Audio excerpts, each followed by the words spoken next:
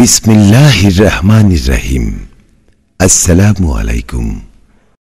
সানি নিবেদিত, শামসুল হক প্রযোজিত Ajmer recording centre, মুক্তিযোদ্ধা সুপারমার্কেট, রিয়াজউদ্দিন বাজার, চট্টগ্রাম।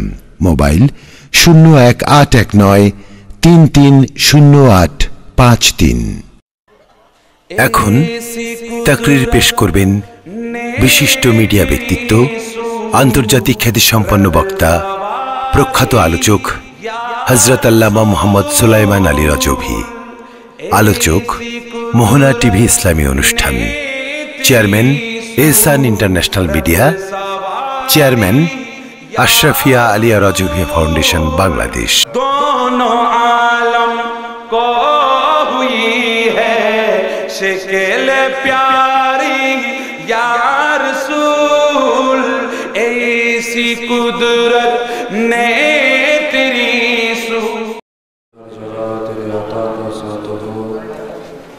जो बड़े मुश्किल शहे मुश्किल कुशा का साथ हो। या इलाही जब चलता करा है पुरसियार, आफता हाशिमी नूरुल हुदा का साथ हो। अल्हम्दुलिल्लाह रब्बिल आलमीन,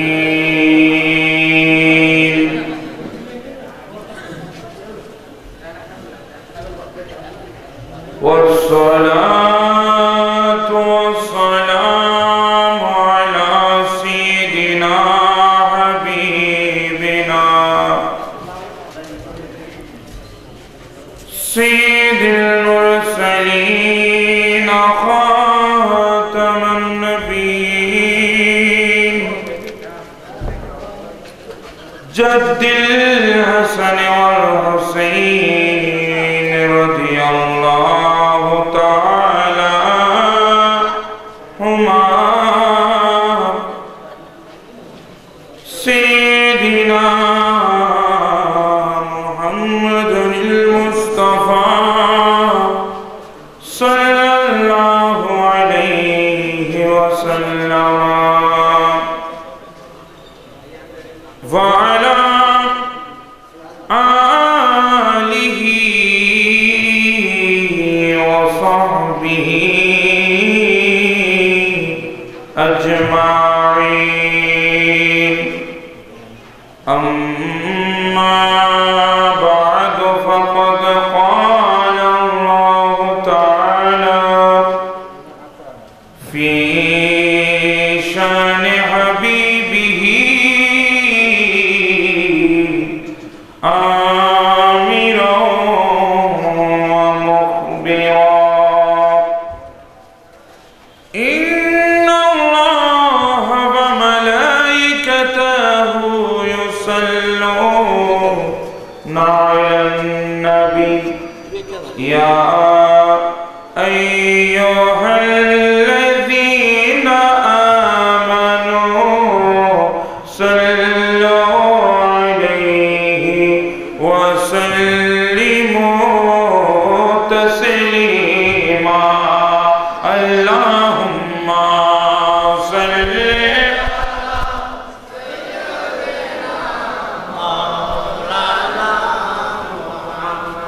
व अला आलि सय्यिदिना मौलाना कोतैयाचिन मायर नबी आमद के चारिया अपनी बीने की लब हाबे ए धराते ताकिया। अल्लाहुम्मा सल्लि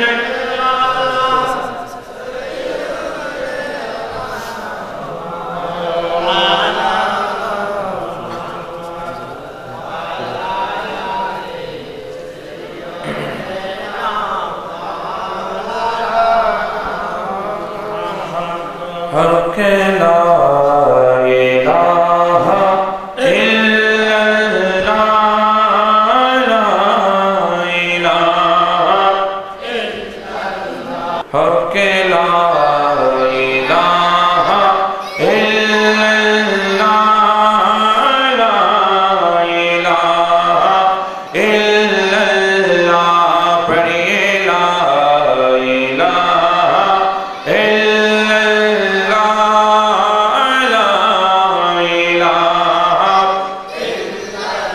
লা ইলাহা ইল্লাল্লাহ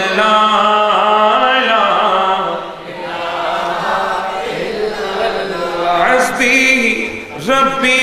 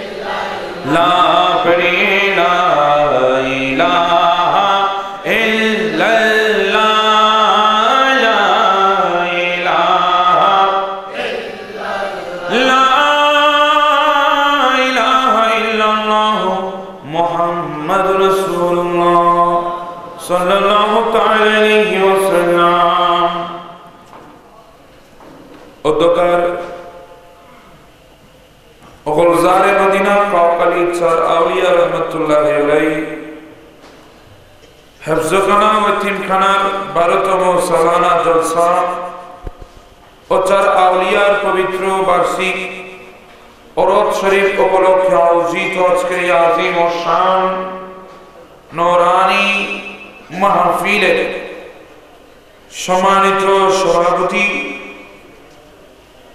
কাজীর মসজিদ গুনগুনিয়া বেতাগী এর সম্মানিত খতিব মুজাহিদ মিল্লাত হযরতুল্লামা জনাব মাওলানা হাফেজ সেলিমুল্লাহ আল কাদরি মাদ্দাজিল্লাহুল আলী, বিশেষ করে আজকের মাহফিলের প্রধান মেহমানে আলা এশিয়া খ্যাত দিনে শিক্ষা প্রতিষ্ঠান 16 শহর চট্টগ্রাম জামিয়া আহমদিয়া সুন্নিয়া আলিয়া মাদ্রাসার সুযোগ্য সুদক্ষ সুনামধন্য অধ্যক্ষ, হাজার হাজার উলামায়ে কেরামের ওস্তাদ, বিশিষ্ট লেখক, গবেষক, ইসলামী চিন্তাবিদ, মুজাহিদ মিল্লাত ফখরে আহলে সুন্নাত হযরতুল্লামা জনাব মাওলানা হাফেজ মোহাম্মদ সুলাইমান আনসারী সাহেব কিবলা মাদ্দাজিল্লাহুল আলী, উপস্থিত সম্মানিত উলামায়ে কেরাম, মুরব্বিনে আযম, অত্র এলাকার গণ্যমান্য ব্যক্তিবর্গ, আমন্ত্রিত উলামায়ে কেরাম, জনপ্রতিনিধি সহ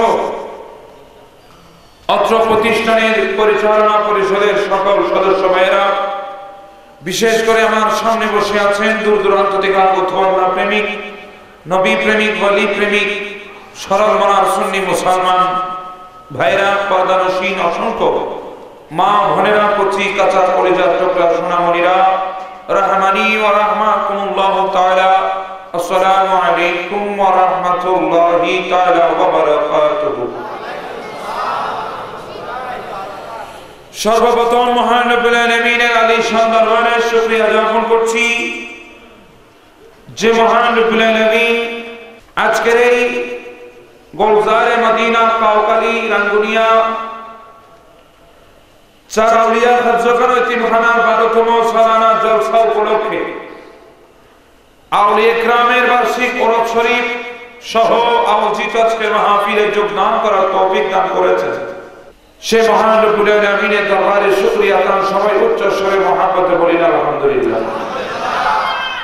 শুকরিয়া জ্ঞাপন করছি আজকে যারা ক্লান্ত পরিশ্রম করে আজকের এই মাহফিল ইন্তজাম করেছেন, আঞ্জাম দিয়েছেন, আয়োজন করেছেন, যাদের আহ্বানে আপনারা যারা সাড়া দিয়েছেন আপনাদের শুকরিয়া জ্ঞাপন করছি। মহান রব্বুল আলামিন যা কিছু ইন্তজাম হয়েছে, আগামীতে যা কিছু হবে সবগুলো কবুল করে নিন, আমিন। আজকের মাহফিলে আপনারা আসতে পেরে খুশি না বেজার? তো কথা বলেন, খুশি না বেজার? এখানে আমাদের ভাইরা এত বিশাল একটা প্রতিষ্ঠান করেছেন, একদিক দিয়ে হেফজখানা যেখানে কোরআনুল কারীমের শিক্ষা দেওয়া হয়, কোরআনুল কারীমের তালিম দেওয়া হয়, এই ধরনের একটা হেফজখানা প্রতিষ্ঠিত হয়েছে, যে কোরআনের হেফাজতকারী হচ্ছে মহান রব্বুল আলামিন। সুবহানাল্লাহ বলবেন না? কোরআনের হেফাজতকারী কে? কোরআনকে হেফাজত করবেন কে? এইজন্য আল্লাহ কোরআনে বলছেন বাল হুয়া কুরআনুল মাজিদ ফি লাউহিম মাহফুজ, আমি আল্লাহ এমন একটি কিতাব তোমাদের মাঝে প্রেরণ করেছি। নয় নয়, এই কিতাবখানা প্রেরণ করার আগে আমি রব্বুল আলামিন পৃথিবীর জমিনে আরো অসংখ্য সহিফা সহ 104খানা কিতাব আমি পৃথিবীর জমিনে তোমাদেরকে দিয়েছি, মানব জাতির কাছে প্রেরণ করেছি। কিন্তু মহান রব্বুল আলামিন আমি কোন কিতাবের হেফাজতকারী হিসাবে গ্যারান্টি দিই নাই, হেফাজতকারীর দায়িত্ব নিই নাই। একমাত্র এমন একটি কোরআনের, এমন একটি কিতাবের আমি হেফাজতকারীর দায়িত্ব নিয়েছি, যে কোরআনটা নাযিল করেছি সর্বশ্রেষ্ঠ নবীর উপরে, যে কোরআনটা আমি অবতীর্ণ করেছি সর্বশ্রেষ্ঠ উম্মতের মাঝে, সেই কোরআনের হেফাজতকারী হচ্ছে আমি। লা ইলাহা ইল্লাল্লাহ। আরো জোরে বলুন না। এজন্য একজন কবি ওনার কবিতার ভাষায় বলছেন, যদি আগুন দ্বীপ পোড়ানো হয়, পৃথিবীর বয়ের দোকান সব, পৃথিবীর বয়ের দোকান, তবে বিশ্ব থেকে হারাবে না পবিত্র কোরআন। হায়, বিশ্ব থেকে হারাবে না পবিত্র কোরআন। যদি আগুন দ্বীপ পোড়ানো হয়, আগুন দ্বীপ পোড়ানো হয়, পৃথিবীর বয়ের দোকান সব, পৃথিবীর বয়ের দোকান, তবে বিশ্ব থেকে হারাবে না পবিত্র কোরআন। বিশ্ব থেকে হারাবে না পবিত্র কোরআন। আল্লাহু আকবার বলুন। এটা একজন হিন্দু বলছে, কোন মুসলমান লেখে নাই। এই কালামটি, এই ইসলামী সঙ্গীতটি লিখেছেন একজন হিন্দু। হিন্দু শিল্পী। আমি আশ্চর্য হয়েছি, একজন হিন্দু হয়ে কোরআনের মর্ম বুঝলো, একজন হিন্দু হয়ে কোরআনকে সম্মান জানালো, একজন হিন্দু হয়ে কোরআনকে ইজ্জত দিয়েছে, একজন হিন্দু হয়ে কোরআনের সম্মান তার বুঝে এসেছে। কিন্তু বড় আফসোসের সাথে বলতে হয়, আজকে বাংলার জমিনে নামদারি কিছু মুসলমান নিজেদেরকে ইসলামী দল পরিচয় নিয়ে বাইতুল মুকাররম জাতীয় মসজিদের মধ্যে ঢুকে জায়নামাজ এবং কোরআন শরীফের মধ্যে আগুন ধরাচ্ছে। আপনারা কি ভুলে গেলেন নাকি? এই ধরনের ঘটনা ঘটেছে কি 10 বছর হয়ে গেছে? 10 বছর হয়েছে? এই গত কয়েক বছর আগের ঘটনা। বাইতুল মুকাররমের মধ্যে ইসলামকে হেফাজতের নাম দিয়ে তারা বাইতুল মুকাররম মসজিদে ঢুকে আল্লাহর ঘর মসজিদের মধ্যে আগুন দিয়েছে। সেখানে আগুন লেগে সমস্ত কার্পেট, সমস্ত জায়নামাজ জ্বলতে জ্বলতে, যে কোরআন রাখার জন্য যেগুলা সেলফ বানানো হয়েছে, ওই সেলফে পর্যন্ত আগুন লেগে কোরআন পুড়েছে কিনা? কথা বলেন, পুড়েছে কিনা? সেজন্য আমার ভাইরা, কোরআনের হেফাজতকারীকে একটু কথা বলুন, কে? যত কিছু হোক না কেন, এই কোরআনের সম্মান ইজ্জত কেউ কমাতে পারবে? কথা বলেন, পারবে? আর আমরা বড় ভাগ্যবান, আমরা কিতাবও পেয়েছি শ্রেষ্ঠ, নবীও পেয়েছি। কথা বলেন, কিতাবও নবীও শ্রেষ্ঠ। এজন্য शायर बोलते हैं महबूब की महफिल को महबूबे सजाते हैं, आते हैं वही जिनको सरकारे बुलाते हैं। सुभान अल्लाह।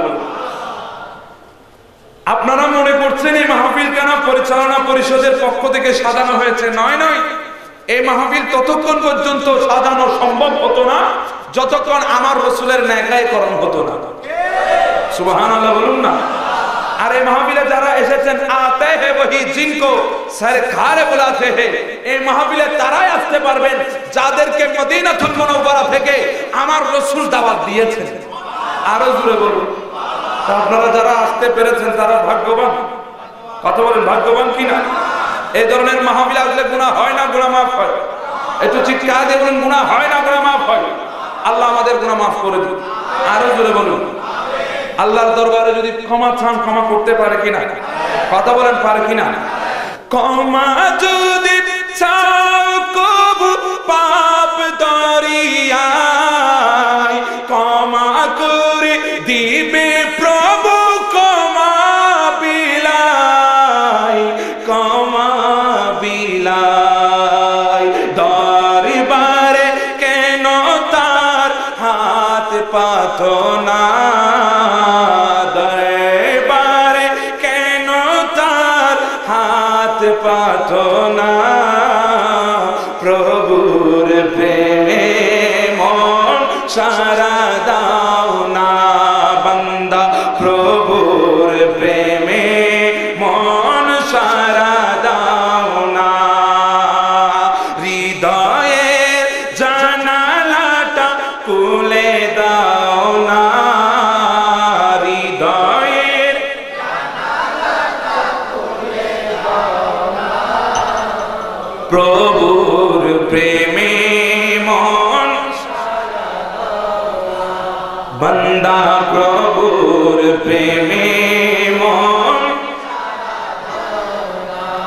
প্রভুর প্রেমে যদি সাড়া দিতে পারেন লাভ আছে তো কথা বলেন লাভ আছে তো মিশকাতের একটা হাদিস আমার রাসূল একদিন মসজিদে নববী থেকে বের হচ্ছিলেন হঠাৎ দেখতেছেন মসজিদে নববীর এক কর্নারের মধ্যে বসে বসে কিছু সাহাবী کرام মদিনাবাসী তারা আল্লাহর জিকির করতেছে সুবহানাল্লাহ বলেন আরেক কর্নারের মধ্যে দেখা গেল একজন একদল বসে বসে তারা ইলমে দ্বীনের চর্চা করতেছে সুবহানাল্লাহ বলেন শরীয়ত তরিকতের কি করতেছে চর্চা করতেছে তখন আমার রাসূল বললেন এই দুই দলের মধ্যে একটার চেয়ে একটা উত্তম সুবহানাল্লাহ বলেন পিছনে যত সাহাবী کرام ছিল মদিনার যত সাহাবী ছিল আল্লাহর নবীর যত মাহবুব সাহাবীরা ওই সময় উপস্থিত ছিল তখন ওনারা প্রশ্ন করলেন এ ইয়া রাসূলুল্লাহ ইয়া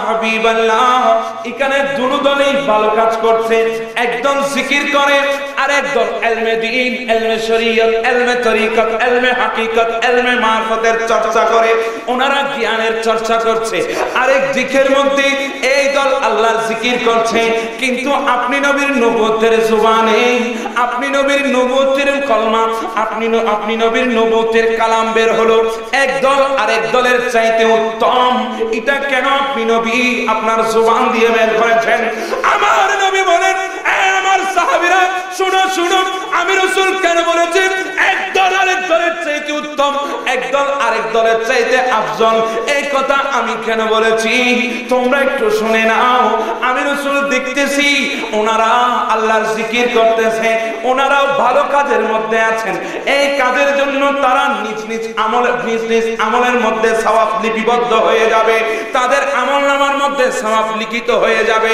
কিন্তু আমার সাহাবী আরেক দল দেখতেছি শরীয়তের ইলম তরিকতের ইলম আয়ের হাকিকত মারফতের ইলম চর্চা করছে তারা জ্ঞানের চর্চা করছে এখান থেকে এক একজন বাহির হয়ে এক এক দিকে যখন চলে যাবে আমি রাসূলের শরীয়তকে প্রচার করবে এই জন্য আমি রাসূল বলে দিলাম যারা আল্লাহর জিকির করতেছে তাদের চেয়ে কোটি কোটি গুণ উত্তম হলো যারা আমার ইলমে দ্বীনের চর্চা করতেছে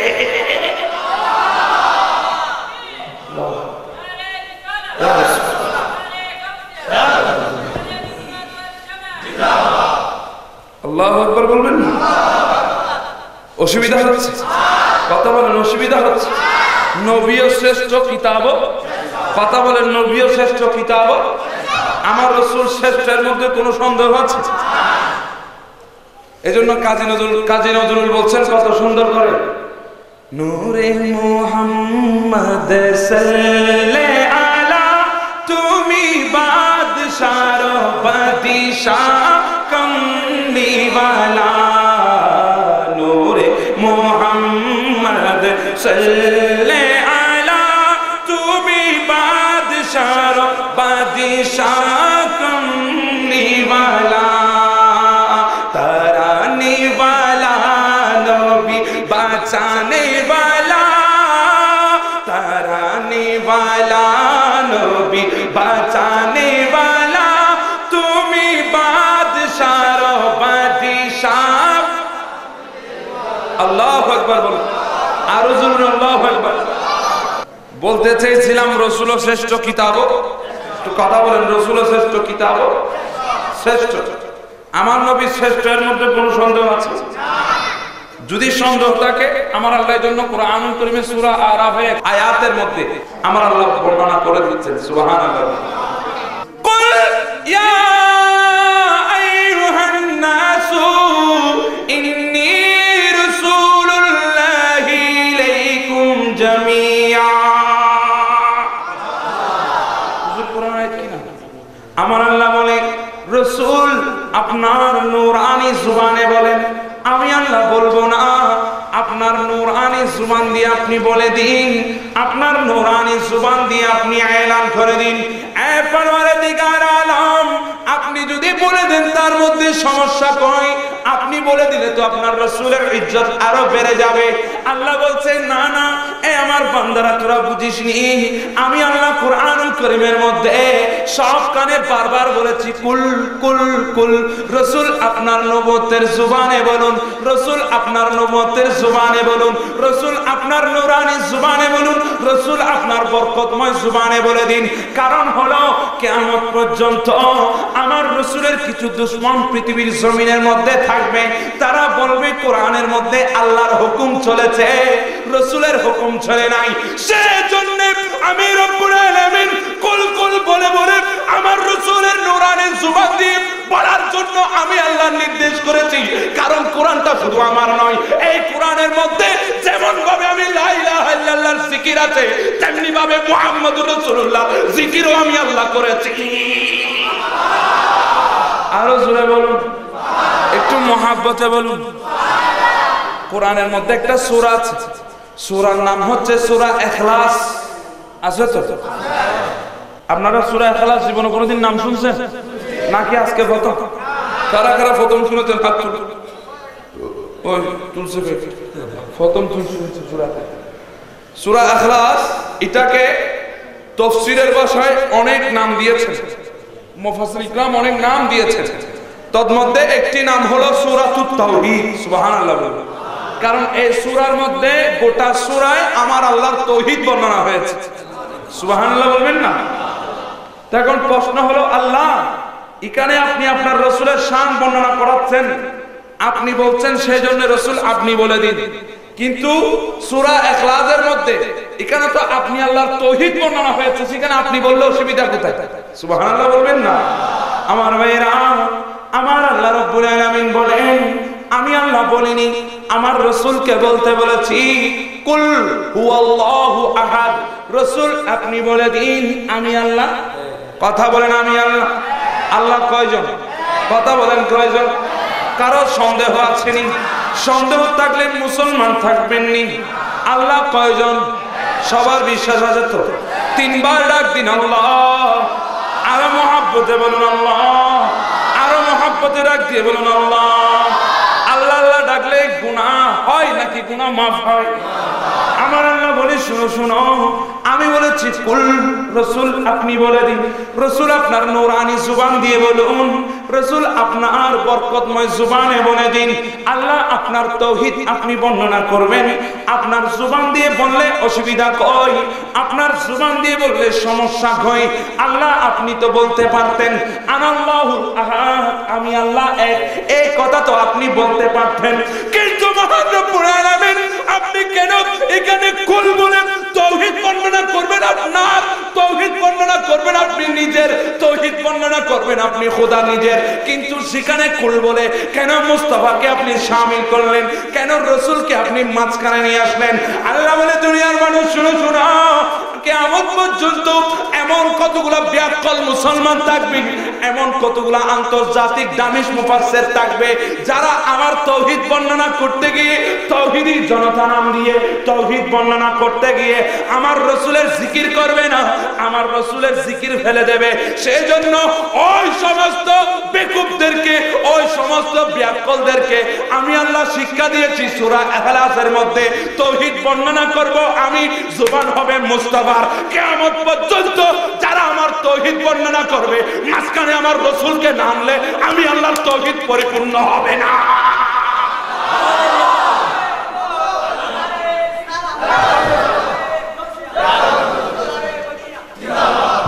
অসুবিধা হয়? আমার ভাই নিজের তৌহিদ নিজে বর্ণনা করবে, সমস্যা আছে না? আল্লাহ তো বলতে বলতেন আনাল্লাহুল আহাদ, আল্লাহ আমি এক, আমি আল্লাহ নিজেই বলছি আমি আল্লাহ। আমরা কি মানতাম না? কথা বলেন, আমরা কি মানতাম না? অবশ্যই মানতাম। কিন্তু আল্লাহ বলছেন কুল, মাঝখানে আমার তৌহিদ বর্ণনা করব। আমি আমার রাসূলকে টেনে নিয়েছি, আমার রাসূলকে বাদ দিই নাই। এই দুনিয়ার মানুষ, নামদারি মুসলমান, তোরা একটু হায়া কর, তোদের একটু লজ্জার বিষয়। যেখানে আমি খোদা হয়ে মাঝখানে আমার রাসূলকে আমার তৌহিদ থেকে ফারাক করি নাই, ফেলে দিই নাই, জুদা করি নাই, সেখানে তোরা কিভাবে রাসূলের উম্মত হয়ে আমার তৌহিদ বর্ণনা করতে গিয়ে আমার রাসূলকে ফেলে দিস? সেটা আমি আল্লাহ কখনো বরদাস্ত করতে পারি না। ঠিক কি না? যেখানে নিজের তৌহিদ নিজে কোরআনে বর্ণনা করবেন, সেখানে রাসূলকে বাদ দেয় নাই। আর আমরা রাসূলের উম্মত হয়ে তৌহিদি জনতা নাম দিই, যদি রাসূলকে ফেলাই দিই, তাহলে আমাদের তৌহিদ আল্লাহর দরবারে কবুল হবে না। এমন এমন কিছু মুসলমান এখন বের হয়েছে যারা বলে লা ইলাহা ইল্লাল্লাহ, পাশাপাশি লেখা যাবে না মুহাম্মদুর রাসূলুল্লাহ। আরো জোরে বলেন। এগুলো আপনাদের এখানে নাই? আমার এখানে অসংখ্য আছে। আমার আশেপাশে মসজিদে যাইলে দেখা যায় যে তার দাদা ব্রিটিশ যোদ্ধা ছিল, নামাজের মধ্যে মারতে আরম্ভ করে মারানো। এরকম যদি আপনারা দেখেন না, মনে হয় দেখেছেন? হাত নিয়ত একবার বেঁধেছে নামাজ, এরপরে বারবার, এটাকে বলা হয় রফায় ইয়াদাইন, বারবার মারে। এমন বাবা মারে যেমন মনে হয় তার চোদ্দ উঁচু সবাই ব্রিটিশ যোদ্ধা ছিল। তো মসজিদে এসে নামাজ পড়ার জন্য, যুদ্ধ করার জন্য। আমার ভাইরা বুঝতে হবে কোন হাদিস কোথায় লাগাচ্ছি, কোন জিনিস কোথায় আমরা ফিটিং করছি, এটা বুঝতে হবে। কেন আমরা রফায় দান করি?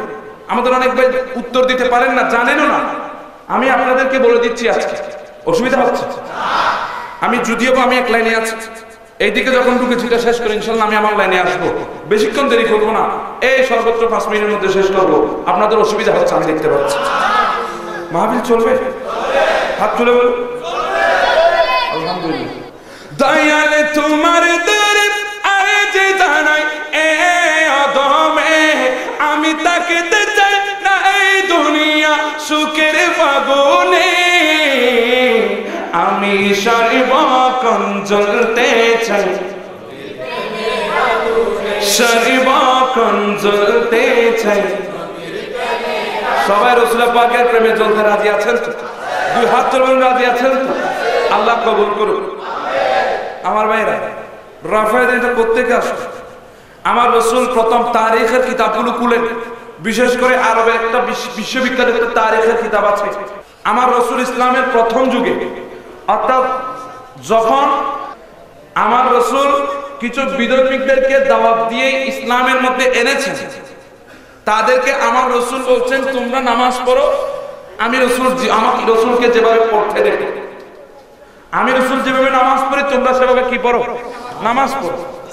আমার রাসূল দেখতেছেন, যেহেতু আপনাদের চট্টগ্রাম ভাষায় একটা কথা আছে, নোয়া নোয়া মুসলমান হয়ে যায়। নোয়া নোয়া কি রে? মুসলমান। নতুন নতুন মুসলমান হয়েছে, কিন্তু এখনো পর্যন্ত বাপদাদার সে আদর্শ, বাপদাদার সে ধর্মের কিছু হাসলত অভ্যাস এখনো ফেলতে পারে না। ওই কাফেরা তখন বগলের নিচে ছোট ছোট কিছু মূর্তি নিয়ে হাঁটতেন। বগলের নিচে ছোট ছোট কি মূর্তি নিয়ে হাঁটতেন, দুই বগলের নিচে চাপা দিয়ে রাখতেন। তো ওনারা যখন নতুন নতুন মুসলমান হলেন, অভ্যাসটা এখনো ফেলতে পারে নাই, ওই মূর্তিগুলো নিয়ে নামাজের মধ্যে চলে আসতেন। প্রথম তাকবীর কোনোভাবে কোথায় মতে মানতেন, মানে মূর্তি না পড়ে মতো, কারণ বগল আলগে গেলে মূর্তি কি হয়ে যাবে? পড়ে যাবে। সেজন্য কোথায় মতে কোনোভাবে মারতেন প্রথমটা তাকবীরে তাহরিমা। রাসূল চিন্তা করলেন, এদেরকে যদি আমি সরাসরি বলে দিই তোমরা কাল থেকে মূর্তি আনিও না, ওরা তো মূর্তি তো ফেলবে না, বরং আমাকে ফেলে চলে যাবে। ঠিক কি না? আমার রাসূলের চেয়ে বড় হিকমতওয়ালা কেউ আছে? কথা বলেন, আর কেউ আছে? আমার রাসূল কি করলেন? বলেন, এই আমার সাহাবীরা, আমার উম্মত, তোমরা যারা মুসলমান, তোমরা নামাজ পড়ো যেভাবে আমি রাসূলকে তোমরা নামাজ পড়তে দেখো। তো আমার রাসূল কি করলেন? তখন প্রথমে তাকবীরে তাহরিমা করার পর রুকুতে যাওয়ার আগে একটা বড় করে রফায়ে দান করতেন। এইভাবে রফায়ে দান করতেন, হাত বগল থেকে কি হয়ে যেত, আলাদা হয়ে যেত। তখন ওই মূর্তিগুলো পরে ভেঙে যেত, পরে কি হতো, ভেঙে যেত।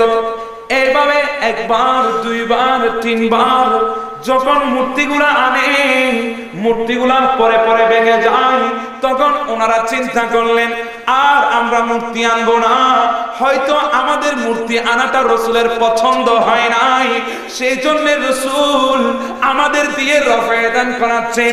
সেই দিন থেকে ওই সমস্ত মুসলমান যারা প্রথম দিকে ইসলামের মধ্যে প্রবেশ করেছিল, যারা বাপদাদার অভ্যাস ফেলতে না পেরে নিজের বগলের নিচে মূর্তি নিয়ে আসতো, তারা আর মূর্তি আনা যখন বন্ধ করে দিল, তখন আমার রাসূল বলেন, এ আমার সাহাবীরা, এ আমার উম্মতরা, এবার তোমরা নামাজ পড়ো আমি রাসূলকে যেভাবে নামাজ পড়তে দেখো। সেই দিন থেকে আমার রাসূল নামাজ পড়তেন, প্রথমে তাকবীরে তাহরিমা করতেন, দ্বিতীয়বার আর কোন রফায়ে দান করতেন না। ঠিক না বেঠিক? তুই বাবা প্রথম যুগের হাদিস একটা আনি, আজকে পরিপূর্ণ যুগে লাগাই দিছস। তোর মতো আন্তর্জাতিক দামিশ মুফাসসির পৃথিবীর জমিনের কোন মানুষ আসেনি। কথা বলেন, বেকুব তো আল্লাহ এদেরকে এক নম্বর বেকুবের গোষ্ঠী বানাইছে, মারাত্মক বেকুব। দিওয়ান আজিজ কুলেন আমার শেরেবাংলার সাথে ওনাদের একজন বড় মুফতি ছিলেন, ওনার মোনাজারা হয়েছে, মোনাজারার বিষয় ছিল মাজার জিয়ারত, কবর জিয়ারত। আপনারা হয়তো ভুলে গেছেন, আল্লামা গাজী শেরেবাংলা, যার রক্তের বিনিময়ে আজকে বাংলার জমিনে সুন্নিয়ত প্রতিষ্ঠা হয়েছে, ঠিক কি না? কথা বলেন ঠিক কি না? গাজী শেরেবাংলা, ওনার সাথে মোনাজারা হলো, ওনার বিষয়বস্তু ছিলেন মোনাজারার কবর জিয়ারত নিয়ে, মাজার জিয়ারত নিয়ে। আল্লামা গাজী শেরেবাংলা মোনাজারার মধ্যে গেলেন, তৎকালীন টিয়নু অনেক ছিলেন, উনি নিজেও তো চেয়ারম্যান ছিলেন, ঠিক না? ঠিক। উনি নিজে কি ছিলেন? ইউনিয়ন পরিষদের চেয়ারম্যান ছিলেন। উনি আসলেন, বিপরীত থেকে ওই বাতিলরা এসে দলিল দিয়েছে কবর জিয়ারত হারাম, কবর জিয়ারত বেদাত, কবর জিয়ারত শিরক, এই ধরনের ফতোয়া দিয়ে উনি বসে গেলেন। বসে যাওয়ার পর এদিক থেকে আমার শেরেবাংলা রহমাতুল্লাহ আলাইহি গেলেন, উনি গিয়ে সর্বপ্রথম ওদেরকে গালাগালি শুরু করে দিলেন। শুধু ওনার সুন্নাত নয়, কোরআন করুন, কোরআনের মধ্যে একটা সূরার নাম আছে সূরা লাহাব, ওই সূরা জুড়ে যে লাহাব আমার রাসূলের শানে বেয়াদবি করেছে, যখনই লাহাবের মুখ থেকে বের হয়েছিল তাব্বাত লাকা ইয়া মুহাম্মদ, আমার আল্লাহর কুদরতের কলিজা অন্তর তখন আমার বরদাস্ত করতে পারে নাই। আল্লাহ বলেছিলেন তাব্বাত ইয়াদা আবি লাহাব, এ আবি লাহাব তুই ধ্বংস হয়ে যা। চিৎকার দিয়ে বলুন সুবহানাল্লাহ। আল্লাহ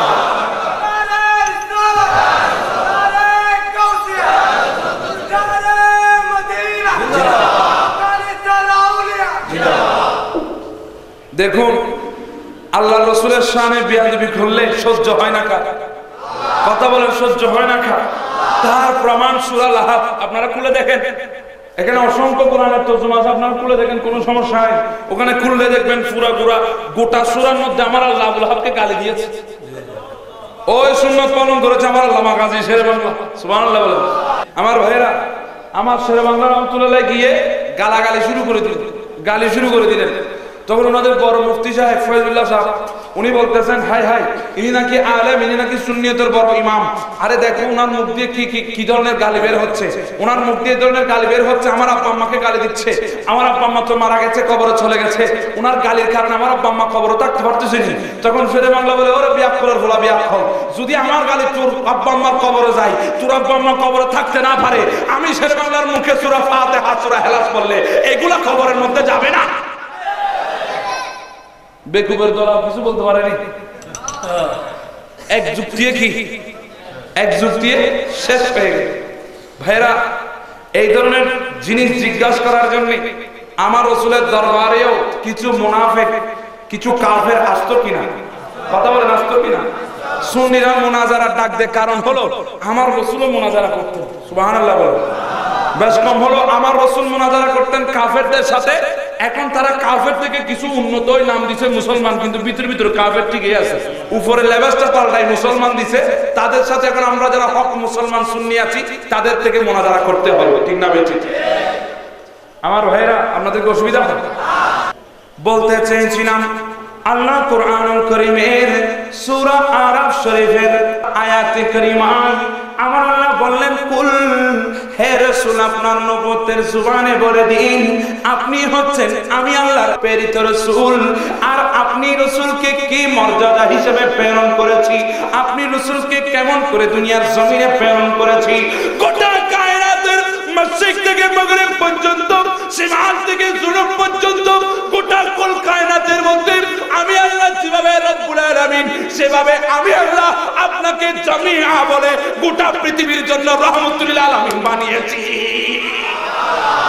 আল্লাহু আকবার বলুন আরো জোরে বলুন না আমার ভাইরা আমার রাসূলকে এই ধরনের কিছু পরীক্ষার সম্মুখীন হতে হয়েছিল আমার রাসূল সূরা কমরের তাফসীর খুললে আপনারা দেখতে পাবেন কোরআনের মধ্যে একটা সূরা কমর আছে না সূরা কমরের তাফসীর খুললে দেখতে পাবেন ওখানের মধ্যে আমার রাসূল সাল্লাল্লাহু আলাইহি ওয়াসাল্লাম একদিন খানায়ে কাবার সামনে দাঁড়িয়ে আছে ওই কাফেরদের বড় একজন মাওলানা ওই কাফেরদের বড় একজন বুদ্ধিজীবী ওর নাম হচ্ছে আমর বিন হিশাম তার উপাধি ছিল আবুল হাকম আমার রাসূলের নবুয়তের জবানে বের হয়েছে তুই হচ্ছিস আবু জাহেল সুবহানাল্লাহ বলবেন না উপাধি ছিল কি আবুল হাকম জ্ঞানীদের বাবা আমার রাসূল লিখেছে তুই হচ্ছিস মূর্খদের বাবা কিসের বাবা আমার রাসূলের জবানে যেটা বের হয় সেটা একদম আবাদুল আবাদ কি হয়ে যায় বিল পাস হয়ে যায় ঠিক না বেঠিক যেমন আব্দুল্লাহ কিংবা আব্দুর রহমান একজন ব্যক্তির নাম ছিলেন উনি আমার রাসূলের সামনে চাদর নিয়ে আসলেন ভেতরে একটা বিড়াল ছানা ছিল হঠাৎ রাসূলের সামনে বিড়াল ছানাটা যখন লাফ দিল আমার রাসূল আদর করে সুয়াব করে ডাকলেন ইয়া আবা হুরায়রা ওহে বিলাইর বাপ সেদিন থেকে আবু হুরায়রা বললে সবাই চিনে আব্দুর রহমান বললে কেউ তার বরকত হলো আমার রাসূলের জবান সুবহানাল্লাহ আরো জোরে বলুন অসুবিধা হচ্ছে আমার ভাইরা মাওলা আলী শেরে হুদা দেখুন আমার রাসূলের জবানের বরকত মাওলা আলী শেরে হুদা ওনার নাম হচ্ছে হযরতে আলী সবাই ডাকে মাওলা আলী একদিন আমার ফাতেমাতুজ জোহরার সাথে তিনি একটু রাগান্বিত হয়ে ঘর থেকে বাহির হয়ে যখন মসজিদে নববীর সামনে একটা বালির মাঠ আছে ওই বালির মাঠের মধ্যে যখন বালির মধ্যে গড়াগড়ি করছে ধুলাবালি নিজের বডির মধ্যে লাগিয়ে নিল ধুলাবালি দিয়ে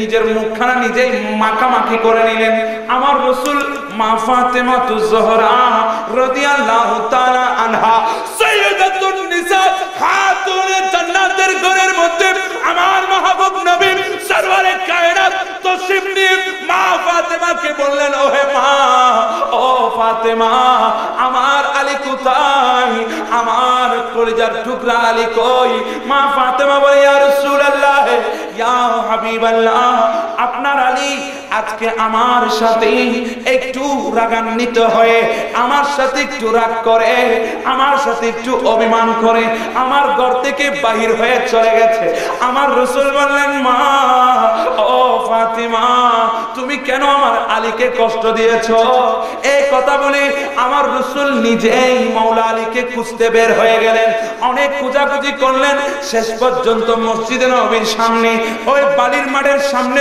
যখন আমার রাসূল হলেন দেখতেছেন মাওলা আলী শেরে হুদা বালির মাঠের মধ্যে গড়াগড়ি করছে তখন আমার রাসূল সুহাগ করে আদর করে ডাক দে ও আবু তুরাব ইয়া আবা তুরাব ওহে মাটিওয়ালা এই কথা যখন ডাকলেন মাওলা আলী শেরে হুদা রাদিয়াল্লাহু তাআলা আনহু বলেন কেউ যদি ওই দিন থেকে আমাকে আলী না বলে যদি ইয়া আবা তুরাব বলে ডাকতো আমি আলীর বেশি খুশি হতাম আল্লাহু আকবার বলবেন না কি অসুবিধা হচ্ছে আমার ভাইরা এগুলা হচ্ছে আমার রাসূলের মুখের কি বরকত সুবহানাল্লাহ বলবেন না যাই হোক ওদিকে যাব না রাত গভীর হয়েছে আমি সংক্ষেপ করছি আমার কথা আমার রাসূল সাল্লাল্লাহু আলাইহি ওয়াসাল্লাম তিনি খানায়ে কাবার সামনে কি আছেন দাঁড়িয়ে আছেন আপনারা কি ভুলে গেছেন অসুবিধা হচ্ছে মুরব্বি যারা বসে আছেন আপনাদের অসুবিধা হচ্ছে তিনি কি করলেন আমার রাসূল দাঁড়িয়ে আছেন কোথায় খানায়ে কাবার সামনে আবু জাহেল গেলেন মুঠের মধ্যে কিছু পাথর নিলেন কঙ্কর নিলেন কিছু পাথর নিয়ে আবু জাহেল আবু কায়স পাহাড় থেকে পাথর নিয়ে তিনি আমার রাসূলের সামনে গেলেন বলে ইয়া মুহাম্মদ সাল্লাল্লাহু আলাইহি ওয়াসাল্লাম এ মুহাম্মদ বলো দেখি আমার হাতের ভিতর কে আছে? যদি বলতে পারো আমি বলে দিলাম আমি আপনার হাতের মধ্যে হাত দিয়ে পরে মুমিন হয়ে যাব, মুসলমান হয়ে যাব। আমার রাসূল বলছেন চাচা আপনি কি সত্যি বলছেন? বলে হ্যাঁ সত্যি বলছি। তাহলে চাচা আপনি একটু বলেন, আমি যদি বলতে পারি আপনি তাহলে মুসলমান হয়ে যাবেন, বুঝে আসলো। কিন্তু আপনার হাতের ভিতর যা আছে যদি তা বলে আমি কে, তখন কি হবে? আবু জাহেল বলে তাহলে তো ভালো হয়। এই কথা বলতে না বলতে ওই আবু জাহেলের মুঠের ভিতর থাকা পাথর থেকে হঠাৎ করে আওয়াজ বের হতে লাগলো, মুহাম্মাদুর রাসূলুল্লাহ। সুবহানাল্লাহ। এই কথা যখন ওনার জুবান থেকে বের হয়ে গেল, মই আবু জাহেল নিজের হাত থেকে পাথর কানা এমন ভাবে নিক্ষেপ করে দিলেন, এই পাথর আমি তোকে এনেছিলাম মুহাম্মদকে প্রশ্ন করার জন্য, মুহাম্মদকে পরাজিত করার জন্য, আজকে তুই আমাকে শেষ করে দিলি। তখন পাথর কয়, ও আবু জাহেল আমি পাথর হতে পারি, আমি কঙ্কর হতে পারি, কিন্তু আমি পাথরের জন্য তুই রহমত না, আমি পাথরের জন্য রহমত হচ্ছে মদিনা ওয়ালা। আল্লাহু আকবার বলুন। एक दिन का वाक़िया अबा जहल ने कहा, या रसूल अल्लाह के हाथ के अंदर थे क्या, या रसूल अल्लाह के हाथों में अंदर किया, कहते कर दिया रसूलुल्लाह बोल उठा, नूर नला नूर, नूर नला नूर है, ज़ाते आला पाक है, सल्ले अला मुहम्मद, बशर में आया है मगर नूर नला नूर है, सलातुया।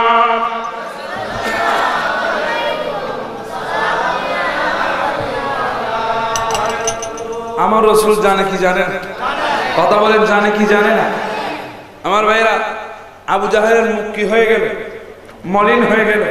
এই ওয়াকিয়াগুলো আপনারা কোথায় কোথায় পাবেন একটু আপনাদেরকে বলে যেতে হয়, না হলে আমাদের কিছু ভাইরা সকালবেলা ঘুম থেকে উঠে বিভিন্ন ধরনের কথা বলে, কি বলে না? আমি যে কথাগুলো বলছি এগুলা কিতাবের নাম হচ্ছে দালাইলুন নবুওয়া, কাসাইসুল কুবরার মধ্যে আপনারা এই ঘটনাগুলো পেয়ে যাবেন। সুবহানাল্লাহ। আরো জোরে বলুন, একটু মহাব্বতে বলুন, কি অসুবিধা হচ্ছে? আবু জাহেল এর মধ্যে তিনি রাগান্বিত হয়ে চলে গেলেন। যাওয়ার সময় বললেন, বাপরে বাপ জীবনে অনেক জাদুঘর দেখেছি কিন্তু মুহাম্মদের মতো কোন জাদুঘর, কথা বলেন মুহাম্মদের মতো কোন জাদুঘর? তিনি বললেন না, যে কোনো কিছুর বিনিময়ে হোক না কেন মুহাম্মদকে আমার পরাজিত করতে হবে। কি করতে হবে? পরাজিত করতে হবে। তখন তিনি ওনার একজন বন্ধু ছিলেন এবং পণ্ডিত ছিলেন, উনি ছিলেন ইয়ামনের বাদশা। ওনার নাম ছিল ওনাকে সবাই ডাকতেন হাবিব বিন মালিক হিসাবে। হাবিব বিন মালিক ওনার নাম ছিল, ডাক নাম ছিল হাবিবি ইয়ামান। হাবিবি ইয়ামান ওনার ডাক নাম ছিল। সবাই হাবিব বিন মালিক হিসাবে চিনত। উনি ইয়ামান শহরের একজন বড় বাদশা ছিলেন। ওনার কাছে চিঠি লিখলেন, এই আমার বন্ধু হাবিব বিন মালিক, তুমি তাড়াতাড়ি একটু মক্কা শরীফ চলে আসো, কারণ এখানে একজন আমার ভাতিজা এতিম, তার কোনো সাহারা নাই, একজন ইয়েতিম বাচ্চা, মিসকিন বাচ্চা এখানে নবী দাবি করছে, নিজেকে নিজের নবী হিসাবে সবার সামনে প্রকাশ করতে চায়। সেই ইয়েতিম, সে একজন ইয়েতিম ছিলেন, গরিব ছিলেন, তার মা নাই, বাবাও নাই, অতি গরিব ঘরে তার জন্ম হয়েছে। তিনি নিজেকে নিজে নবী দাবি করছে। তুমি আসো, তুমি তো একজন পণ্ডিত, তুমি তাকে প্রশ্ন করবে, প্রশ্নের মাধ্যমে তুমি তাকে হারিয়ে দেবে, আমি জয়যুক্ত হয়ে যাব। চিৎকার দেব নাউযুবিল্লাহ। সমস্ত এলম এর খজিনা কে? আল্লাহ। মদিনাওয়ালা বলুন, সমস্ত এলমের খজিনা কে? মদিনাওয়ালা। এজন্য রাসূল বলেছেন, আনা মদিনাতুল ইলমি ওয়া আলিয়্যু বাবুহা, আমি হচ্ছি জ্ঞানের শহর, দরজা হচ্ছে মাওলা আলী শেরে হল। ওদিকে যাবেন, অনেক লম্বা ওয়াকিয়া বাবা। হাবিবি ইয়ামান তিনি যখন চিঠিখানা পেলেন, তিনি আর দেরি করেন নাই, কারণ ওই সময় যে যেখানকার বাচ্চা হোক না কেন, যে যে প্রদেশের বাচ্চা হোক না কেন, যে যে রাষ্ট্রের বাচ্চা হোক না কেন, আরবের হুকুমত সবার উপর চলতো। বর্তমানে যে যে রাষ্ট্রের প্রধানমন্ত্রী হোক না কেন, কিন্তু আমেরিকার প্রেসিডেন্টের হুকুমত গোটা বিশ্বের মাঝে চলে কিনা? কথা বলেন, চলে কিনা? ওর কথার বাইরে কেউ যেতে পারে না। ঠিক তেমনি ভাবে তৎকালীন অবস্থায় যে যে প্রদেশ, যে যে দেশ, যে যে রাষ্ট্রের বাদশা হোক না কেন, কিন্তু সকল রাষ্ট্রের নেতৃত্ব দিত সকল রাষ্ট্র, সকল বাদশা, সকল প্রেসিডেন্ট যার কথা শুনতো তারা হচ্ছে সৌদি আরব, তারা হচ্ছে আরবের মানুষ, মক্কার মানুষ, কুরাইশ বংশের কথা। তখন কুরাইশ বংশের যিনি সর্দার ছিলেন উনার নাম হচ্ছে আবু জাহেল। যখন আবু জাহেল চিঠি লিখে দিয়েছে, উনি আর দেরি করে নাই, তিনি তাড়াতাড়ি হাবিবি আমার তিনি মক্কা শরীফের মধ্যে চলে আসলেন। মক্কা শরীফ এসে হাবিবি আমার আবু জাহেলের কাছে জিজ্ঞাসা করলেন, এ আবু জাহেল, আমাকে কেন আপনি ডাকলেন? আমাকে কেন আপনি জরুরি তলব করলেন? তখন আবু জাহেল কয়, ও হাবিব বিন মালিক, ও হাবিবি আমার, শুনো শুনো, আমার এখানের মধ্যে আমার একটা ভাতিজা আছে, সে ইতিম, সে মিসকিন, কিন্তু সে নিজেকে নিজে নবী দাবি করে। যদি আল্লাহর দরবারের মধ্যে, আল্লাহর জমিনের মধ্যে কেউ যদি নবী হতো, আল্লাহর জমিনের মধ্যে কেউ যদি নবী থাকতো, আমি আবু জাহেল কেন হলাম না? কারণ সম্মানের দিক দিয়ে, ইজ্জতের দিক দিয়ে, মানুষের মাঝে গণনার দিক দিয়ে, সবার মানার ক্ষেত্রে আমি আবু জাহেলকে বেশি মানে। নবী হওয়ার কথা তো আমার ছিল, কিন্তু মুহাম্মদ ইতিম হয়ে, মিসকিন হয়ে কিভাবে নবী হয়েছে? এ হাবিবি আমার, আমি তোমাকে ইয়ামান শহর থেকে এখানে জরুরি তলব করে এই জন্য এনেছি। আমি জানি তুমি নাকি অনেক বড় পণ্ডিত, আমি জানি তুমি নাকি অনেক বড় জ্ঞানী, সেই জন্য আমি তোমাকে এখানে দাওয়াত দিয়ে এনেছি। এ হাবিবি আমার, আমি তোমার উপর ভরসা রাখি। আমি অনেক প্রশ্ন তাকে করেছি, অনেক প্রশ্ন তার কাছ থেকে জানতে চেয়েছি, কিন্তু সমস্ত প্রশ্নের উত্তর তিনি এক সেকেন্ডের মধ্যে দিয়ে দেন। আমি ভাবতেছি হয়তো আমার প্রশ্ন ছোট, আমার প্রশ্ন সহজ, আমার প্রশ্ন কঠিন নয়, সেই জন্য তিনি উত্তর দিতে পারে। সেই জন্য আমি তুমি হাবিবি ইয়ামানকে জরুরি তলব করে মক্কার জমিনে এনেছি। আমার ভাইরা, যে যত বড় পণ্ডিত হোক না কেন, যে যত বড় জ্ঞানী হোক না কেন, যে যত বড় জাননেওয়ালা হোক না কেন, আমার রাসূলের সামনে কোনো কিছুর দাম আমার আল্লাহ রাখেছেন কিনা? রাখে নাই। সমস্ত কিছুর উপরে আমার রাসূলের হুকুমত, সমস্ত কিছুর উপরে আমার রাসূলের জ্ঞান, সমস্ত কিছুর উপরে আমার রাসূলের ইজ্জত, সমস্ত কিছুর উপরে আমার রাসূলের সম্মান। সেজন্য মহান রব্বুল আলামিন কোরআনুল কারীমের মধ্যে বলছেন, ওয়া রাফা'না লাকা যিকরাক। এ আমার নবী, দুনিয়ার জমিনের মধ্যে আমার সৃষ্টি কুল সবাই যদি এক তরফ চলে যায়, এক পাশে গিয়ে কেউ যদি আপনার জিকির না করে, কেউ যদি আপনার শান না গায়, কেউ যদি আপনাকে ইজ্জত না করে, আপনি রাসূল মন ছোট করবেন না, আপনি রাসূল মন খারাপ করবেন না। কারণ হলো আমি আল্লাহ আপনাকে শুনিয়ে দিই, আপনি রাসূলের ইজ্জত, আপনি রাসূলের জিকির, আপনি রাসূলের হুরমত, আপনি রাসূলের আজমত আমি আল্লাহ আমার কুদরতের হাতে বুলন্দ করেছি। আল্লাহু আকবার বলবেন, আরো জোরে বলেন। অসুবিধা হয়, আমি শেষ করে দেব। আমার ভাইয়েরা, আবু জাহেল হাবিবি ইয়ামানকে আমার রাসূলের সামনে নিয়ে গেলেন। তখন ছিলেন 14 তারিখে পূর্ণিমা চাঁদ, আকাশে গুটগুটে অন্ধকার, ঠিক না বেঠিক? 14 তারিখে পূর্ণিমা চাঁদ বলা, আকাশে গুটগুটে অন্ধকার, ঠিক শুনি কাজ কে কি মারাত্মক ছিলেন, মারি দিয়েছেন আপনারা, যেন মনে হয় গুজারা বাজার উড়ে চলে গেছে। 14 তারিখে পূর্ণিমা চাঁদ কি অন্ধকার না ফকফকা? কথা বলেন, অন্ধকার না আলো? অন্ধকার নাকি ফকফকা? কথা বলেন। 14 তারিখের পূর্ণিমা চাঁদ, তখন আকাশের মাঝে আছে আমার রাসূল। আমি একটু এই ধরনের কথা বলে আপনাদেরকে, আপনারা ঠিক আছেন কিনা এটা যাচাই করবেন, আপনারা ঠিক থাকবেন, না হলে এই ধরনের মারাত্মক এক্সিডেন্ট করবেন। 14 তারিখের পূর্ণিমা চাঁদ ফুটফুটে অন্ধকার বলে দিলেন। আল্লাহ সবাইকে বোঝার তৌফিক দান করুন। আরো জোরে বলুন আমিন। আমার রাসূলের সামনে হাবিবি এমন তাকে আনা হল। মুসলমান আছেন মাত্র কয়েকজন, কাফেররা শত শত জড়ো হয়ে গেল কাবা শরীফের সামনে। আমার রসুলের সাথে হাবিবি এমনের মোকাবেলা হবে, আমার রসুলকে নাকি হাবিবি এমন পরাজিত করে দেবে। সেই জন্যে তৎকালীন যুগে আরবস্তানের মধ্যে যত মুশরিক ছিল, যত কাফের ছিল, যত বেদুইন ছিল, সবাই একত্রিত হয়ে গেছে। মুহাম্মদের পরাজয় দেখবে, মুহাম্মদ হাবিবি এমনের সামনে পরাজিত হয়ে যাবে, এই দৃশ্যটা তারা একটু দেখবে। এই জন্য সবাই একত্রিত হয়ে যায়। আমার রসুলের সামনে যখন হাবিবি এমন তিনি আসলেন, তিনি একবার আমার রসুলের চেহারা দেখে, আরেকবার আসমানের পূর্ণিমা চাঁদ দেখে। আরো জোরে বলেন, একবার রসুলের চেহারা দেখে, আরেকবার অসুবিধা হচ্ছে, একবার রসুলের চেহারা দেখে, আরেকবার কথা বলে না, আসমানে কি দেখে? চাঁদ দেখে। হাবিবি এমন কানে কানে আবু জাহেলকে বলতে লাগলেন, এ আবু জাহেল, আপনি আমাকে কার সামনে নিয়ে এসেছেন? আমার কেন জানি মনে হয় ইনি মিথ্যা কথা বলছে না, ইনি সত্যিকারের আল্লাহর নবী হতে পারে। কেননা আমি দেখতেছি আসমানে যে 14 তারিখের পূর্ণিমার চাঁদ দেখা যায়, তার চাইতে কোটি কোটি গুণ আরো বেশি সুন্দর চাঁদ আমার সামনে দাঁড়িয়ে আছে। ऐसी कुदरत ने तेरी सूरत सवारी या रसूल, ऐसी कुदरत ने तेरी सूरत सवारी या रसूल, दोनों आलम को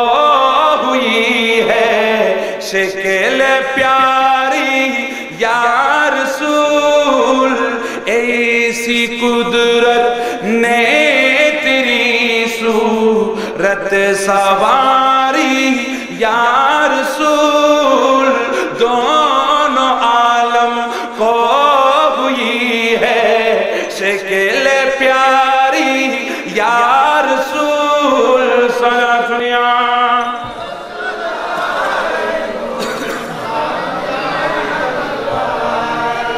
আল্লাহু আকবার বলবেন না?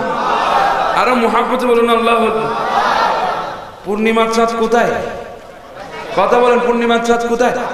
হাবিবি এমন বলছে, তার চেয়ে সুন্দর চাঁদ আমি আমার সামনে দেখছি। সুবহানাল্লাহ বলবেন না? এই জন্য আমাদের চট্টগ্রামের একজন শায়ের বলছেন, আল্লাহু আকবার, আপনাদের কি শুনতে ইচ্ছা হয়? আর দয়ালে নবী মায়ার নবীর পিয়া কিনি ফুল, আর দয়ালে নবী মায়ার নবীর পিয়া কিন। আমার আই ফার্সি ভাষা বলতেছি, কেন চট্টগ্রাম ভাষা আপনারা কি বলতে পারবেন না? তো মহাব্বতে বলুন, আর দয়ালে নবী মায়ার নবীর, এই আওয়াজ আমার মহাব্বতের আওয়াজ লাগবে। আর দয়ালে নবী মায়ার নবীর, আর দয়ালে নবী মায়ার নবীর পিয়া কিন ফুল, টুটে মুবারক দারে মুবারক, টুটে মুবারক দারে মুবারক, চুল মুবারক ফুল, দয়ালে নবী মায়ার নবীর পিয়া কিন ফুল, আর দয়ালে নবী, হ্যাঁ দয়ালে নবী মায়ার নবীর। আল্লাহু আকবার বলুন, আরো জোরে বলুন আল্লাহু আকবার। প্রশ্ন করার জন্য যাকে আনলেন তিনি বলছেন, আবু জাহেল, আমার কেন জানি মনে হয় ইনি মিথ্যা কথা বলতে পারে না। আরে দেখো, আসমানের মধ্যে পূর্ণিমার চাঁদ নাই, পূর্ণিমার চাঁদ যেন আমার সামনে দাঁড়িয়ে আছে। সুবহানাল্লাহ। এই কথা বলার পর আবু জাহেল কানে কানে কয়, এ হাবিবি এমন, আমি তোমাকে এনেছি, তুমি আমার পক্ষে কথা বলবে, তুমি কেন তো দেখি রসুলের সাফাই গাচ্ছ। সুবহানাল্লাহ বলুন। বাবা, যেটা হোক সেটা দেখা মাত্র বুঝা আসে কিনা? কথা বলেন, আসে কিনা? আমার ভাইরা, যখন হাবিবি এমন এ কথা বললেন, আবু জাহেল এর কথা শুনে হাবিবি এমন চুপ হয়ে গেলেন।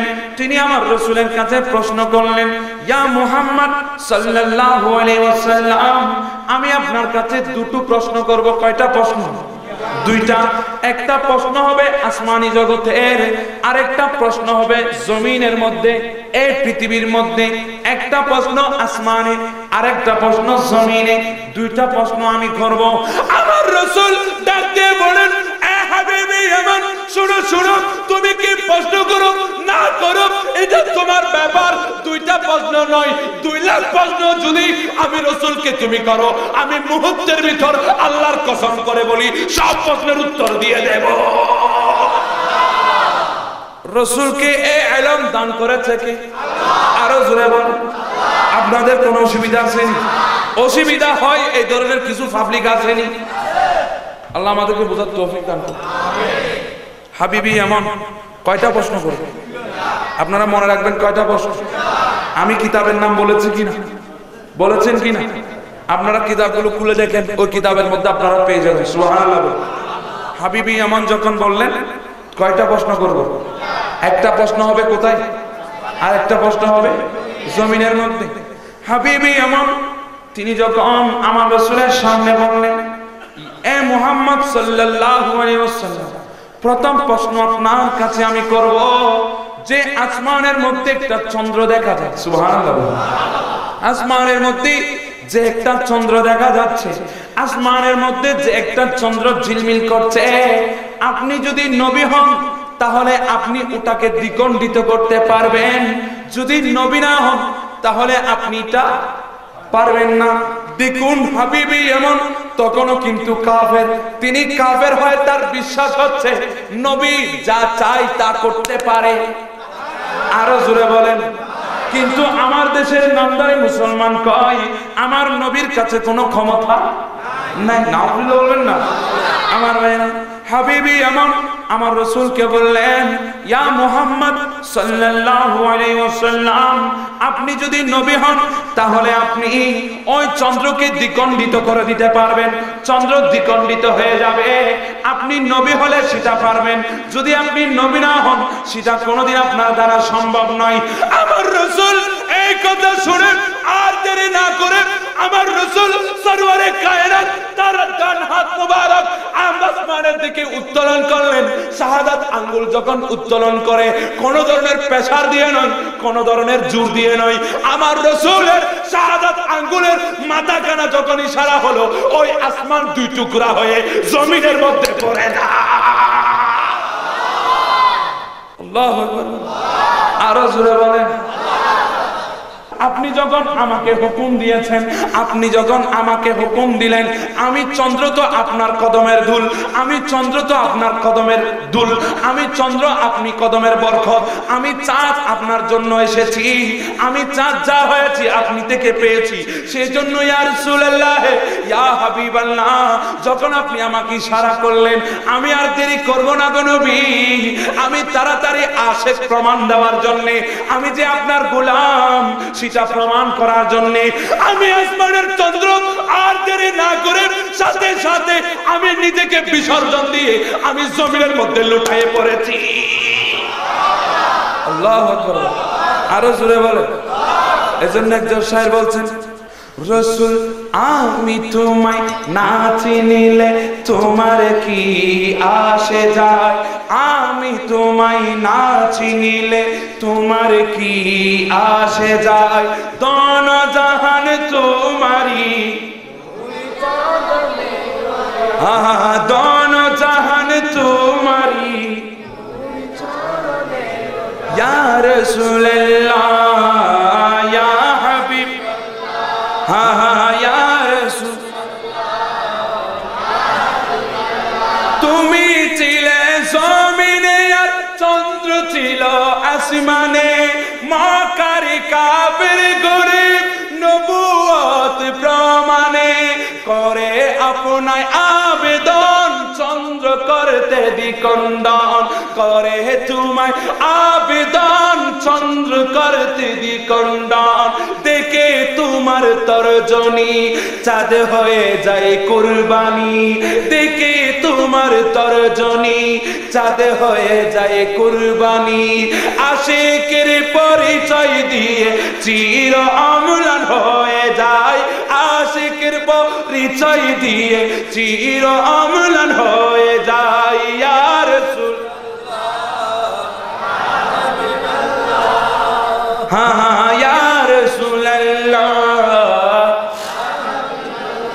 আল্লাহু আকবার আরো জোরে বল চন্দ্র আমার রাসূলকে চিনেছে কিনা কথা বলেন চিনেছে কিনা আবু জাহেল কি আছে ভিতরে ভিতরে কি শেষ জানা যাবা কিছু মরে গেছে ভিতরে ভিতরে শেষ হাবিবি ইমান শেষ হয়ে গেছে চন্দ্র দ্বিখণ্ডিত হয়ে জমিনে পড়ে যায় তখন হাবিবি ইমান বললেন ইয়া রাসূলুল্লাহ ওই আসমানের প্রশ্ন এখনো শেষ হয়ে যায় নাই একটা প্রশ্ন করব বলেছি অর্ধেক করেছি আর অর্ধেক করব আপনি যদি নবী হন যেভাবে চন্দ্রকে আপনি দ্বিখণ্ডিত করেছেন সেভাবে আপনি চন্দ্রকে আবার কি দিতে পারেন জোড়া লাগাই দিতে পারেন আমার ভাইরা যিনি আনার মিস্ত্রি যিনি আনা বানিয়েছে যিনি আয়না তৈরি করেছে আপনি যদি একটা আয়না ভেঙে ফেলেন মিস্ত্রিকে যদি বলেন আয়না কানা জোড়া লাগিয়ে দাও সে গান দিয়ে সে সুবারগুলো দিয়ে কি করবে আয়না জোড়া লাগিয়ে দিবে কিন্তু সে ফাটল দেখা যাবে কিনা কথা বলেন যাবে কিনা আমার ভাইয়েরা নিজেকে নিজে শহীদ করেছে নিজেকে নিজে কুরবান করে দিয়েছে রাসূলের প্রেমে নিজেকে নিজে বিলীন করে দিয়েছে আমার রাসূল যখন আবার ইশারা করলো ওই দুই খণ্ড চন্দ্র ওই দুই খণ্ড চাঁদ আবার জোড়া লেগে আসমানের মধ্যে উঠে গেল আর জোড়া লেগে আসমানের মধ্যে চন্দ্র এখনো পর্যন্ত আমাদেরকে আলো দিচ্ছে কিন্তু আমার ভাইয়েরা আজ থেকে 7-8-10 বছর আগে একজন বিজ্ঞানী তিনি যখন চন্দ্র নিয়ে গবেষণা করতেছেন তিনি বলতেছেন আমি দেখেছি কোরআনের মধ্যে আমি দেখেছি কিতাবের মধ্যে মুহাম্মদ নাকি আজ থেকে 1500 বছর আগে চন্দ্রকে দ্বিখণ্ডিত করেছে আজকে 1500 বছর পরে এসে আমি বিধর্মী এই বিজ্ঞানী দেখতেছি সেই চন্দ্রের মাঝে এখনো ফাটলখানা বিদ্যমান আছে চন্দ্র যে ফেটে গেছে ওই ফাটলটা বিদ্যমান আছে এখনো পর্যন্ত দেখা যায় সুবহানাল্লাহ আরো জোরে বলুন হাবিবি আমার যখন প্রথম প্রশ্ন 101 আনসার সুবহানাল্লাহ ভিতরে ভিতরে আসেনি এতক্ষণ বলেছিল ইয়া মুহাম্মদ এখন জুবান থেকে বের হচ্ছে ইয়া রাসূলুল্লাহ আরো জোরে বলুন না আরো জোরে বলুন আরো মহব্বতে বলুন চিৎকার দিয়ে বলুন আমরা রাসূল চাই কিনা দুই হাত তুলে বলুন রাসূল দরকার আছে কিনা আল্লাহ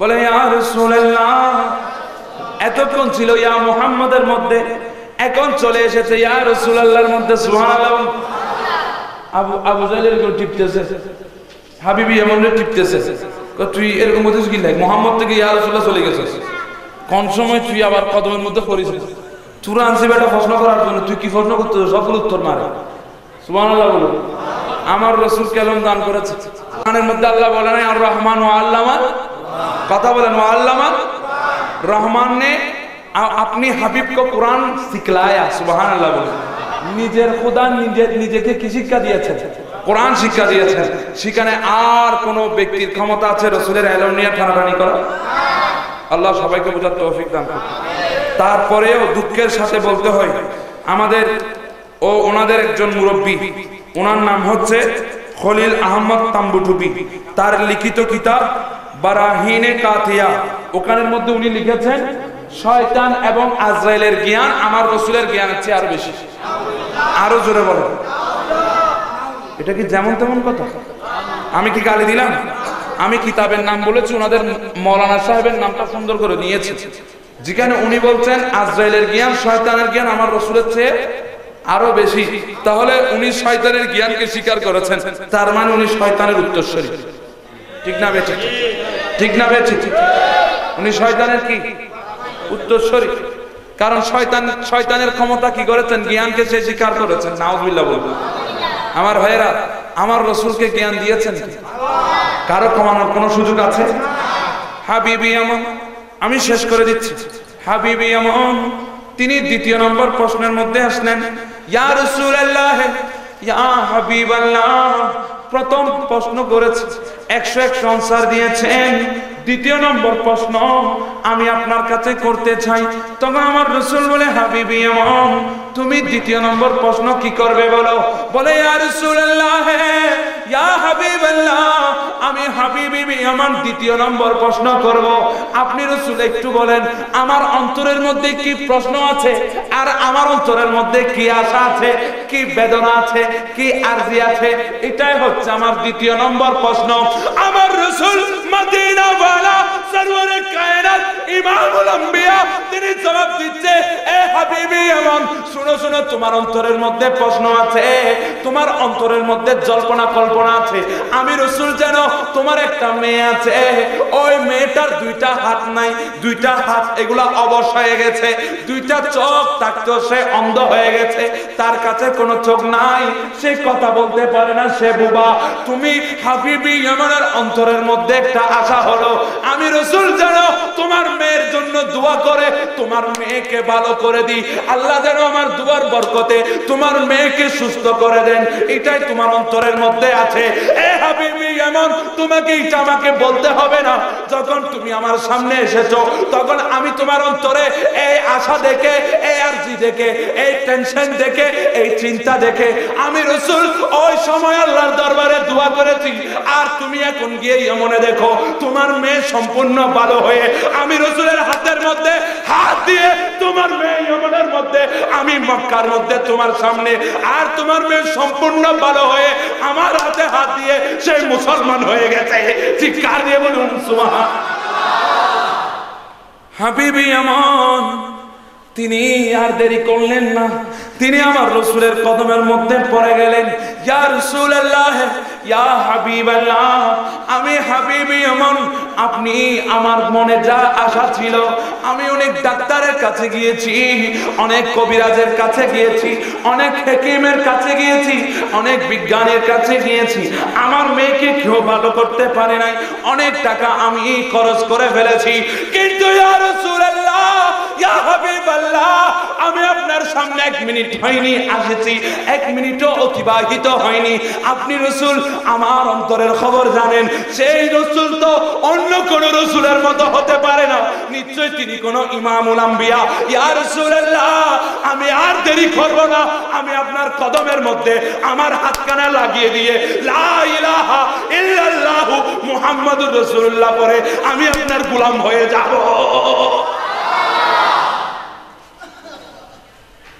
হেদায়েতের মালিক কথা বলুন কি? হাবিবি এমন কি হয়েছে? মুসলমান হয়ে গেছে। আবু জাহেল এখনো কোয়ালিটিতে দাঁড়িয়ে আছে, সে বলতেছে, বাপরে বাপ, বিশ্বের জমিনে অনেক জাদুঘর দেখলাম, মুহাম্মদের মতো জাদুঘর। আরো জোরে বলে, এবার হেদায়েতের মালিক। তো আমরা ওয়াজ করতেছি ওনাদের জন্য, দোয়া করতেছি, হেদায়েতের মালিক। আপনাদের ভাগ্যে যদি ইমান না থাকে আর কি করতে? জুনায়েদ জামশেদ পাকিস্তানের একজন তাবলীগের বড় মুবাল্লিগ, জুনায়েদ জামশেদ পাকিস্তানের, কিছুদিন আগে তিনি প্লেন দুর্ঘটনায় সপরিবারে নিহত হয়েছে। ইন্না লিল্লাহি ওয়া ইন্না ইলাইহি, আল্লাহ ওনাকে জান্নাত নসিব করুক, আমিন বলুন। আপনারা অনেকে বলবেন, কিরে হুজুর তো পাগল হয়ে গেছেন, তাবলীগের নেতা হলে দোয়া করে। আরে বাবা, উনি যদিও বা জুনায়েদ জামশেদ তাবলীগের নেতা ছিল, কিন্তু উনি মরার 5 থেকে 6 মাস কিংবা 1 বছর আগে তিনি একটা ভিডিও আপলোড করে জনসম্মুখে তওবা করেছে। এতদিন যাবত যে কথাগুলো আমি বলেছি, রাসূলের শানে বেয়াদবি করেছি, সাহাবে কেরামের শানে বেয়াদবি করেছি, ফাতেমার শানে বেয়াদবি করেছি, আয়েশা সিদ্দিকার শানে বেয়াদবি করেছি, সমস্ত কিছু থেকে উনি তওবাকে তিনি সুন্নি হয়েছেন। শুধু সুন্নি হন নাই, তিনি মরণের আগ পর্যন্ত আমার রাসূলের নাত পড়তে থেকেছেন। আরো জোরে বল, অসংখ্য নাত আপনারা আমার রাসূলের শানের নেটের মধ্যে চার্জ দেন, জুনায়েদ জামশেদ আপনারা ওখানে পাবেন। সুবহানাল্লাহ বল। তাহলে ওনার কপালের মধ্যে ঈমান আছে কি না? মরার 1 বছর আগেও ঈমান নিয়ে কি হয়েছে? মৃত্যুবরণ করেছে এবং শহীদি দরজা পেয়েছে, যেহেতু উনি অ্যাক্সিডেন্টে মারা গেছেন, প্লেন দুর্ঘটনায়। তিনি বললেন, আমি আমার হায়াতটা যতটুকু আছে ততটুকু মদিনা ওয়ালার গোলামের মধ্যে অতিবাহিত করে দেব। আরো বল, জোরে বলুন সুবহানাল্লাহ।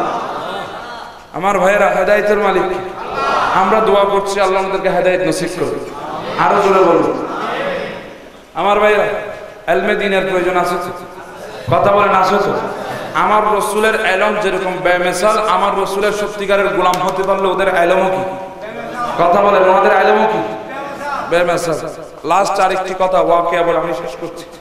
ইমাম মালিক, আপনারা তো সবাই নাম শুনেছেন। আমাদের মাযহাব কয়টা? একটু কথা বলেন, কয়টা মাযহাব?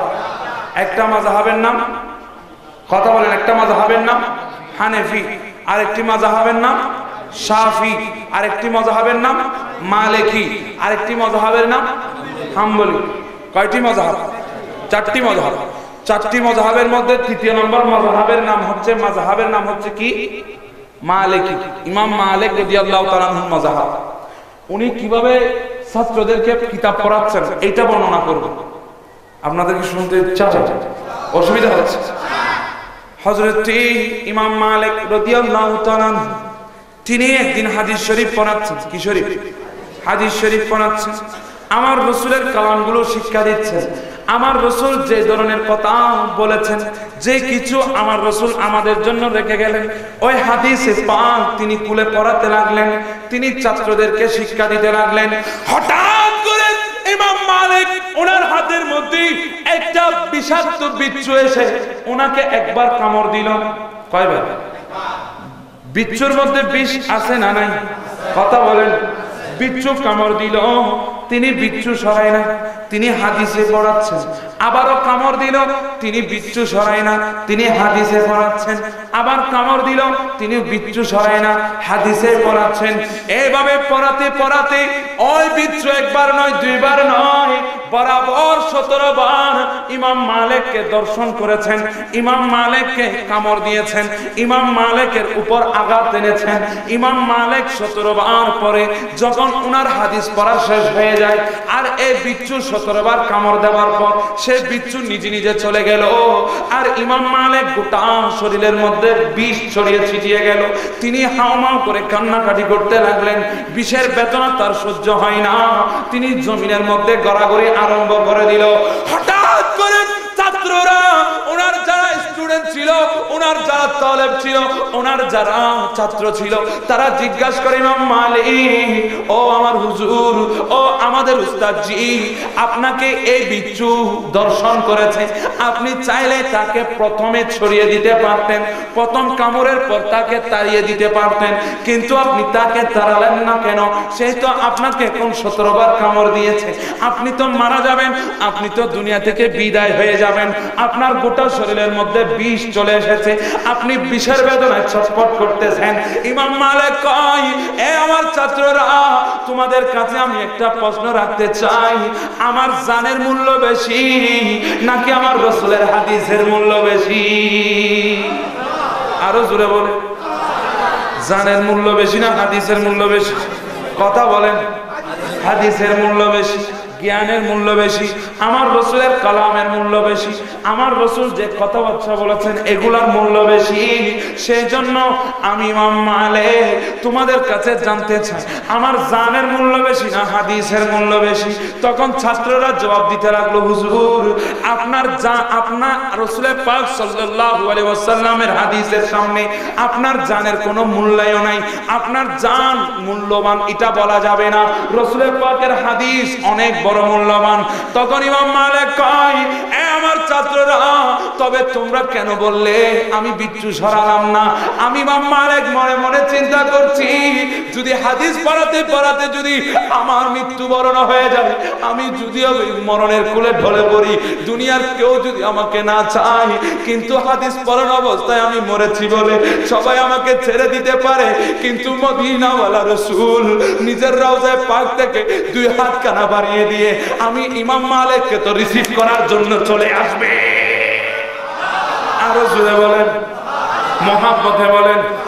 ও কাউকালের ভাইরা, আপনাদের কাছে প্রশ্ন রাখতে চাই, আপনাদের কাছে অনুরোধ করতে চাই, আপনাদের কাছে আমি একটু বিনয়ের সাথে জানাতে চাই, আমার ভাইরা, ইমাম মালিক রাসূলের হাদিস পড়াতে পড়াতে তিনি যদি বলেন আমি যদি মরে যাই, সেই মরণের মধ্যে রাসূল দেখা দিতে পারে, সেই মরণের মধ্যে আমার রাসূল থাকতে পারে। আপনারা যারা আজকে এত বড় একটা প্রতিষ্ঠান পেয়েছেন, এত বড় একটা প্রতিষ্ঠানের সালানা জলসার মধ্যে এসেছেন, গুলজারে মদিনা, কাউকালী, চার আউলিয়া খাজখানা, ইতিমখানা সালানা জলসার মধ্যে এসেছেন, আপনারা আপনাদের পরিবার থেকে একজন একজন ছেলে এই মাদ্রাসার মধ্যে হিফজুল কোরআন করাতে চান কি চান না? দুই হাত তুলে বলুন চান কি না? ওনাদের জন্য আমি হায়াতে তৈবা আল্লাহর দরবারে কামনা করছি, আল্লাহ যেন ওনাদেরকে হায়াতে তৈবা নসিব করুন। আমিন। ওয়া আখিরু দাওয়ানা আলহামদুলিল্লাহি রাব্বিল আলামিন। আসসালামু আলাইকুম ওয়া রাহমাতুল্লাহি ওয়া বারাকাতুহু।